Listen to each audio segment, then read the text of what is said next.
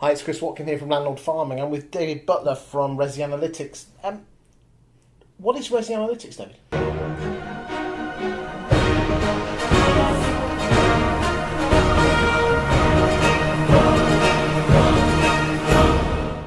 So we operate as an outsourced research department for property companies that don't have the resources to have their own in-house department. What is the importance of research departments? Because, I mean, let's be honest, all the good agents, Savills, CBRE, Knight Frank, they've all got research departments. What do you think research departments add to... Why do they spend millions of pounds? So I think that it's quite simple. It's the best single way of underpinning the prestige of their brands. I mean, they're not spending loads of money on research departments full of people just so they can teach the world about property. They're doing it because they want to cement themselves at the top table. Do you think that's why the likes of Savills, they must be spending £2 million a year, if not more, on a research department? Absolutely. Why do Savills spend £2 million a year? Well, I mean, Savills invented residential research in no small way. And the main reason that they do that is because they're just everywhere, and they are synonymous with market expertise at the international down to the local level because of it. When did they start this property research then? I think it was in the 80s. I could be wrong, but I'm pretty sure they were the first people to realise that it's a great way to market property. Do you think it was purely by accident, or just someone started writing about what was happening in the property market? I think that I can imagine that they started off just by talking to their clients day in, day out, and they realised a lot of the value they were adding was by knowing what was going on at the local level. Do you think the big boys with these research departments, your Savills, your Knight Franks, your CBREs, are there because of the research departments, or the other way around? I think the two go hand in hand. I would guess... Because what's your background? So I'm a residential property market analyst through and through. When I left Cambridge, I went to work at Home Track, where I was a junior and then a senior analyst.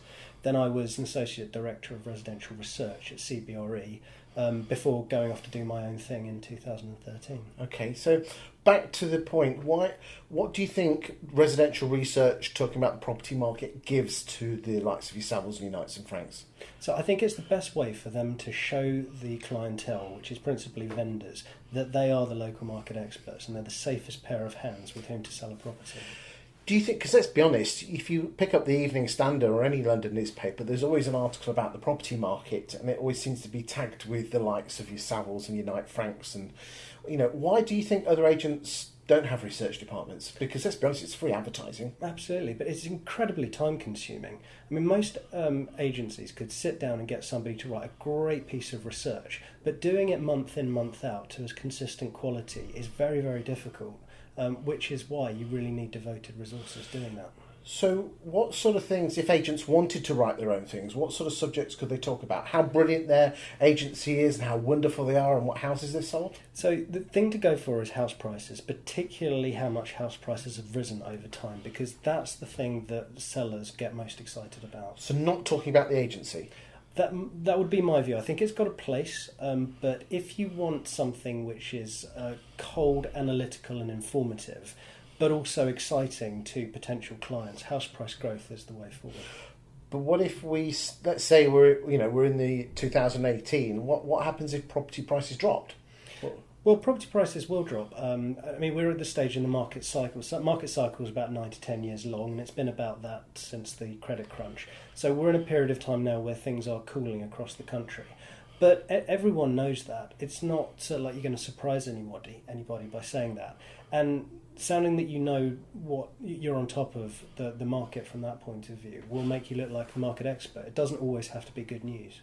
Well, let's be honest, the truth is the truth, and as long as you tell people what's actually happening, it'll make you look good, won't it? Yeah, absolutely. And the big mistake people make is thinking that 2006, 2007 house price growth was natural. It wasn't. It was happening off the back of risky mortgage lending, and we're never going to return to those levels, in my view. And we've experienced a new normal which is set in with mortgage market regulation, and more sensible house price growth puts us at less risk of having a crash. So it's good news in that Have you got some examples that we could we'll probably put them up on the screen now, but let's have a look. What does the future hold for house prices in Fulham? Local property market insights. Interesting stuff. A brighter future for first-time buyers. What does the future hold for house prices in Hampstead? How much outside space really does matter in Worcester? Do you think these things work? Absolutely. I mean, one of the natural advantages of working in the residential property market is that what we do is always interesting to people, even if they're not buying or selling a house. People are always interested in what's happening in the property market, in the same way that if we were accountants or solicitors, it probably wouldn't be quite so interesting. And that's something that we should take full advantage of as property. What, talking about the property market? Yeah, absolutely. Particularly because when you're looking for clients, many of them will be out of market, and you need to work on those prospects. So when they come round to selling their house, you're front and centre of mind. Well, let's be honest, if this came through your letterbox and it talked about what was selling in the locality, this is the sort of thing that people would talk about at dinner parties, around the school gates, those sort of things. Absolutely. Let's be honest, if this was an estate agent's flyer saying, "Hi, we're an estate agent, come and use us, we're brilliant," it's only going somewhere where the kebab and pizza leaflets go. Absolutely, and that's why we do this, because it's a fantastically subtle and sophisticated way to market yourself. It's a show, don't tell approach. And you don't need to say to people, use us, we're great. You need to imply it, and they will come to you of their own accord. If there's any agents out there that feel they're capable enough to write these sort of articles, have you got any tips for the guys out there? You know, because I'm a firm believer in giving. I know there's going to be plenty of agents out there that are simply too busy to write this sort of thing. Sure. So the first thing to focus on is, I'd start with land registry data. I mean, it's great looking at what's happening on the portals, but looking at what's actually happened, because we're at a great advantage in having all of that data freely available on the land registry website. You can talk about house price growth, you can talk about how much they've gone up by each year on average over the last decade or so. You can talk about how many properties are selling, so you can manage clients' expectations.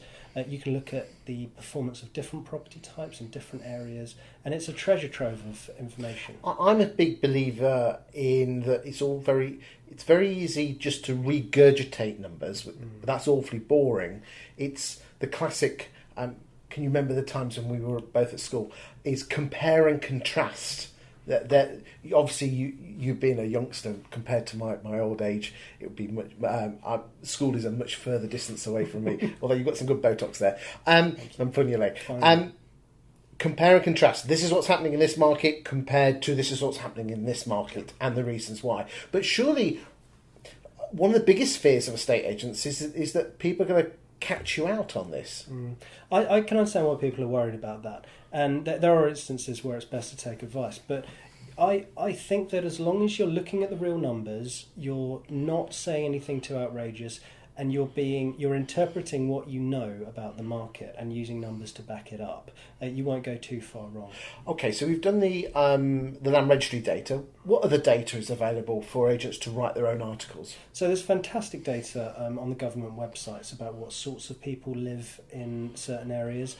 You can find out what people earn, what sort of jobs they do, things like how many cars they have, how they get into work, all of these things which determine what people are looking for when they go to buy a house. And where would you go for that? The Office of National Statistics? Yeah, that's the place.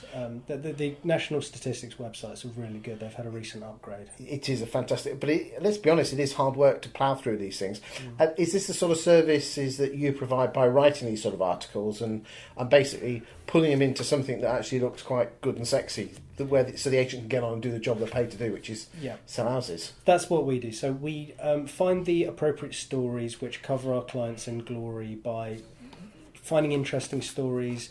It's not always rose-tinted spectacles. It's a solid, realistic view on what's happening in the market. But we have we use some technology to make it look very attractive as well. They do actually look, the business, and again the agent's name is put on there as well. So you're actually getting to know.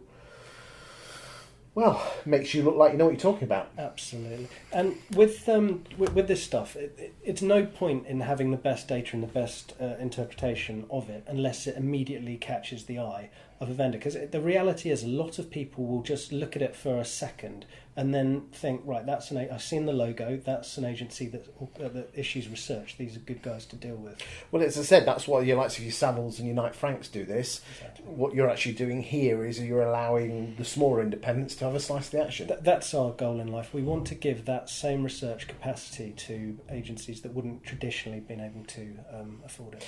And what do you think that actually gives? Have you got any stories of agents who've used this material and what it's done to their business?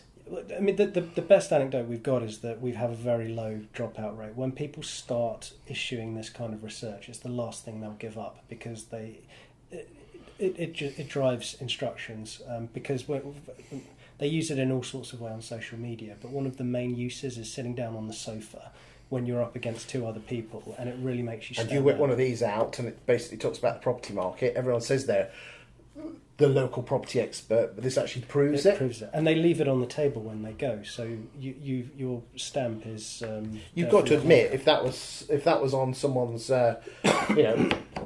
coffee table at a free valuation, it does look and feel the part, doesn't it? Absolutely. As opposed to a leaflet saying, "Hire an estate agent, come and use us, we're brilliant." Sure, it just gives an instant sends an instant message to the home seller that you're the right person, because the property sale is quite an opaque thing. Nobody ever really knows whether they got the best price for their home. They never really know whether they're dealing with the best people, and this is a way that you can demonstrate that up front, where they're still making the decision. Good stuff. Well, thank you, David. Thanks, Chris. Cheers.